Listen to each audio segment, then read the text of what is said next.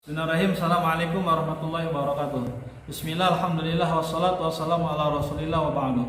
Teman-teman yang insyaallah Allah subhanahu wa ta'ala muliakan, di kesempatan yang penuh bahagia ini kita akan mencoba menggali tentang bagaimana pembentukan tasyri' pada masa Rasulullah sallallahu alaihi wasallam.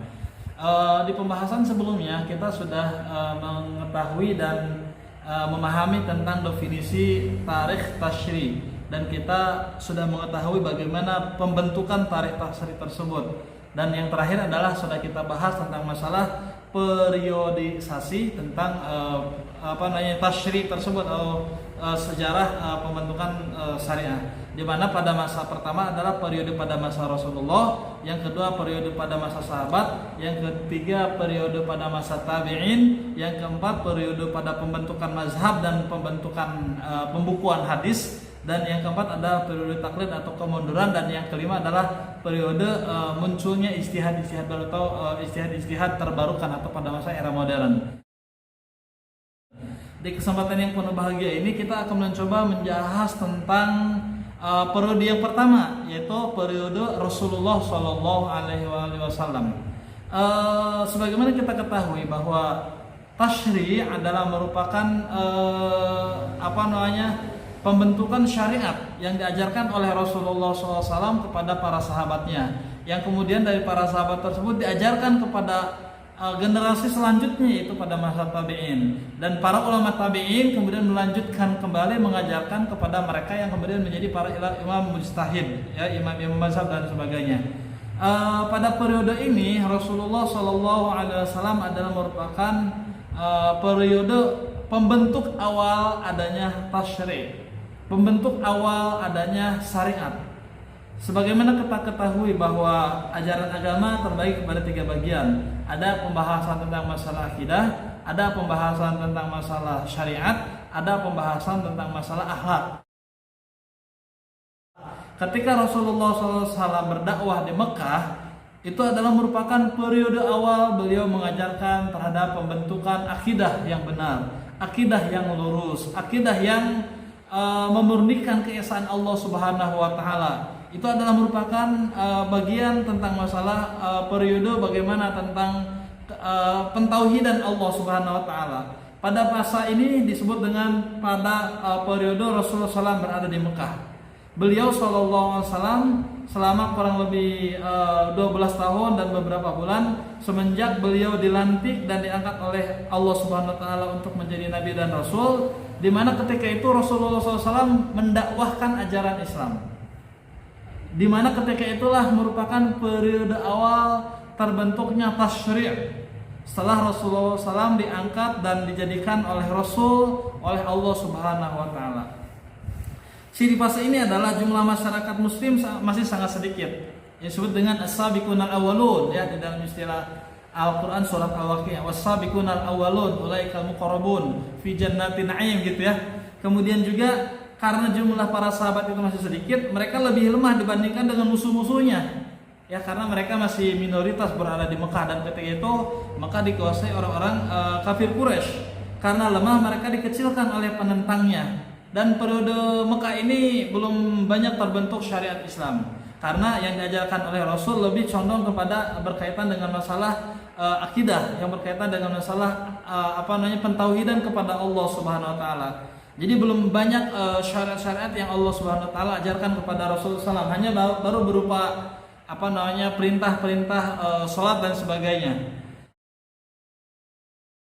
Yang kemudian ketika Rasulullah SAW mendapatkan wahyu dari Allah Subhanahu wa taala untuk melakukan hijrah dari Mekah ke Madinah, maka berlangsung kurang lebih selama 10 tahun beliau berdakwah di Madinah, yaitu dari waktu hijrahnya ini sampai Rasulullah SAW meninggal dunia. Ciri dari periode Rasul berada di Madinah, Islam tidak lagi lemah, dan jumlah umat Islam pun ketika itu bertambah banyak, ya, dan bahkan kualitas mereka pun tentu bertambah banyak. Adanya ajakan untuk mengamalkan syariat Islam dalam rangka memperbaiki hidup, ya. Adanya perintah tentang puasa, adanya perintah tentang zakat, adanya perintah tentang haji, dan lain sebagainya yang berkaitan dengan masalah syariat. itu mulai dibentuk pada masa periode di Madinah ini. Bahkan pada masa periode Madinah ini juga terbentuk ajaran yang berkaitan bukan hanya berkaitan tentang masalah ibadah, juga berkaitan dengan masalah muamalah. Ya, jadi yang diajarkan oleh Rasulullah SAW kalau di dalam kajian ilmu fikih kan ada dua ya, ada fikih ibadah, ada fikih muamalah. Fikih ibadah adalah merupakan ajaran Rasul yang memang kita bertawakuf di dalamnya, kita mengikuti apa yang dicontohkan oleh Rasulullah SAW. Tidak boleh kita melenceng dari apa yang telah dicontohkan Rasulullah SAW. Maka ada kaidah yang mengatakan al aslu fil ibadah at-tahrim, dasar hukum dalam ibadah adalah haram. Ilama dalil ala fi'li, kecuali adanya dalil yang memerintahkan terhadap ajaran tersebut. Maka apa yang dicontohkan oleh Rasul, apa yang dikatakan oleh Rasul, kita mengatakan sami'na wa ata'na. Yang kedua yang berkaitan dengan masalah muamalah, di dalam kaidahnya adalah al-aslu fil muamalah al-ibahah. Dasar hukum di dalam muamalah adalah mubah. Boleh apapun yang kita lakukan ketika yang berkaitan dengan masalah muamalah, itu hukumnya mubah. Ilama dalil ala tahrimi, kecuali adanya dalil yang mengharamkan terhadap perintah tersebut. Artinya adalah bahwa yang dicontohkan oleh Rasulullah SAW ketika beliau sedang berada di Madinah itu bukan hanya berkaitan dengan masalah akidah lagi ya, namun lebih banyak berkaitan tentang masalah ibadah yang berkaitan dengan masalah muamalah, di mana perintah-perintah Rasulullah SAW yang diperintahkan oleh Allah Subhanahu wa taala kepada Rasul, yang kemudian diajarkan oleh Rasul kepada umatnya ketika beliau berada di Madinah, itu lebih umum, lebih mencakup pada seluruh kebutuhan umat manusia. Pengendali kekuasaan tasyri' pada periode ini, pengendali utamanya adalah Rasul sendiri. Ketika ada sahabat yang bertanya kepada Rasul, Rasul menjawab. Ketika itu yang berkaitan dengan masalah ibadah, ketika itu yang berkaitan dengan masalah muamalah, kemudian Rasulullah SAW menjelaskan hal tersebut, kemudian itu menjadi sebuah syariat. Ketika Rasulullah SAW ditanya tentang suatu hukum, maka hukum tersebut itu dijadikan sebagai syariat di dalam Islam. Contoh misalkan ketika Rasulullah SAW ditanya tentang masalah khamar, ya itu tertulis di dalam Al-Quran kan, yas'alunaka 'anil khamri wa maisir. Para sahabat bertanya kepada wahai Muhammad tentang masalah khamar dan maisir, judi dan sebagainya. Qul fihima itsmun kabir wa manafi'u linnas. Katakanlah bahwa di dalamnya itu ismun kabir wa manafi'u linnas, terdapat dosa yang besar dan adanya manfaat. Itu periode awal ketika Rasul ditanya tentang masalah khamar dan maisir. Kemudian turun ayat yang kedua bahwa para sahabat ada yang melaksanakan sholat dalam keadaan mabuk. Dalam keadaan sebelum sholat mereka minum dulu khamar. Kemudian Allah katakan, ya ayyuhalladzina amanu la taqrabus sholata wa antum sukara. Wahai orang yang beriman, janganlah kamu melakukan sholat sedangkan kamu dalam keadaan sukara, mabuk. Kemudian artinya adalah ketika itu para sahabat masih diperbolehkan untuk minum khamar. Kenapa? Karena dikatakan tadi masih ada manfaat. Tapi dalam periode yang kedua ini mereka dilarang oleh Allah Subhanahu wa taala untuk melakukan sholat dalam keadaan mabuk. Kemudian turun ayat yang ketiga, yaitu diharamkannya secara qat'i tentang masalah bahwa minuman khamar itu adalah merupakan perbuatan setan. Ya ayyuhalladzina amanu innamal khamru wal maisiru wal ansabu wal azlamu rijsum min amali syaiton fajtanibu. Wahai orang-orang yang beriman, sesungguhnya khamar, innamal khamru wal maisir, dan main judi, wal ansab wal azlam, mengadu nasi,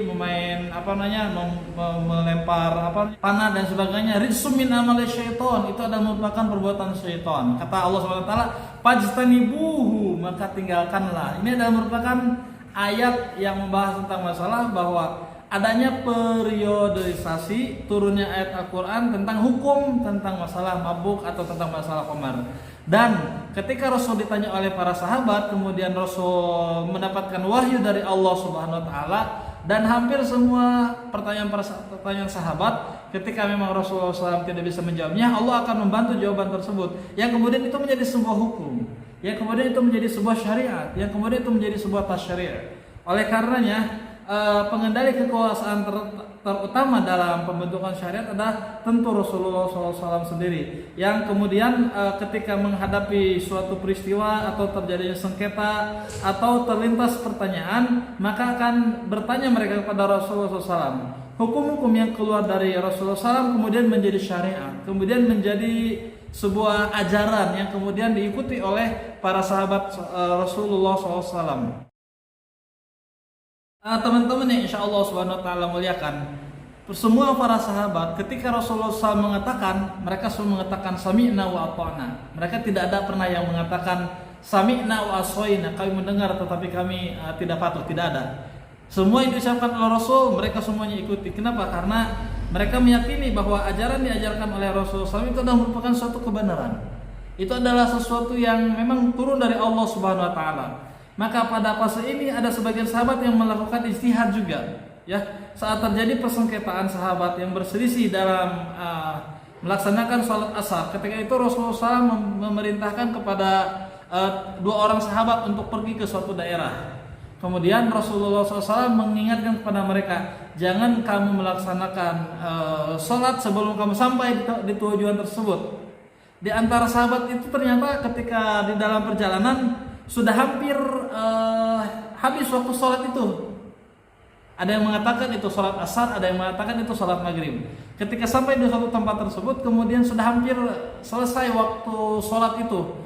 Maka di antara dua orang sahabat ini ada yang melaksanakan sholat terlebih dahulu, padahal belum sampai di tempatnya. Para sahabat yang satu ini mengatakan, kata Rasul jangan dulu sholat sebelum kita sampai di tempatnya. Kata sahabat ini waktunya waktu sholat. Sudah hampir habis waktunya, kalau kita tidak sholat berarti kita tidak sholat pada waktunya. Maka kemudian sahabat yang pertama ini melaksanakan sholat sebelum sampai di tempatnya. Adapun sahabat yang kedua ini dia tetap melanjutkan perjalanannya. Ketika sampai di tempat yang dituju seperti apa yang dicontohkan oleh Rasul untuk sampai di suatu daerah itu, baru dia sholat. Ketika mereka pulang, kemudian mereka ketemu dengan Rasul dan mereka menanyakan hal tersebut. Rasulullah SAW seorang manusia yang sangat bijak, seorang manusia yang sangat arif, seorang manusia yang penuh hikmah, tidak menyalahkan di antara mereka. Namun Rasulullah SAW membenarkan mereka keduanya. Itu adalah merupakan ijtihad yang dilakukan oleh mereka. Itu adalah merupakan pemikiran bahwa memang di dalam syariat Islam itu ada yang disebut dengan ijtihad. Maka keputusan yang diambil oleh dua orang sahabat ini merupakan penerapan hukum, bukan sebagai tasyri' atau undang-undang bagi kaum muslimin, kecuali dengan ketetapan dari Rasulullah SAW itu sendiri. Sumber tasyri' pada masa Rasulullah SAW, teman-teman yang insya Allah SWT muliakan, di masa Rasul mempunyai dua sumber, yaitu wahyu dari Allah Subhanahu Wa Taala dan ijtihad Rasul sendiri yang tidak terlepas dari pengawasan Allah. Jadi apapun yang diucapkan oleh Rasulullah SAW itu ada yang berupa wahyu dari Allah Subhanahu Wa Taala, seperti yang saya contohkan tadi. Para sahabat bertanya kepada Rasul, kemudian Rasul tidak bisa menjawabnya, maka turunlah wahyu dari Allah Subhanahu Wa Taala.